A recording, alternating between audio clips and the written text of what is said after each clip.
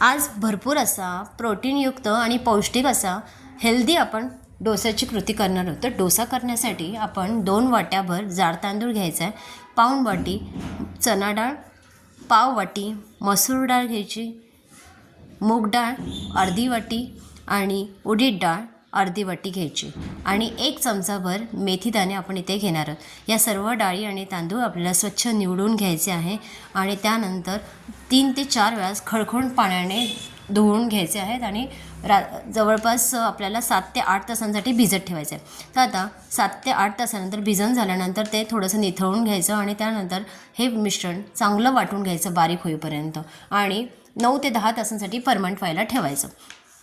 तर मिश्रण चांगलं फर्मंट झालेलं आहे। त्यानंतर एका छोट्या भांड्यात मिश्रण काढून घेतलं आहे।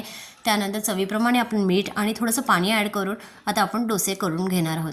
तर मस्त असा क्रिस्पी असा डोसा झालेला आहे। हा खूप छान आणि पौष्टिक असा डोसा आहे, हेल्दी डोसा आहे। हे घरच्या घरीच आता हिवाळ्यात तुम्ही हा डोसा मुलांसाठी खायला करू शकता। तर ही डोशाची रेसिपी तुम्हाला कशी वाटली ते कमेंट करून नक्की सांगा। चॅनलवर नवीन असाल तर लाईक शेअर सबस्क्राईब करा। थँक्यू।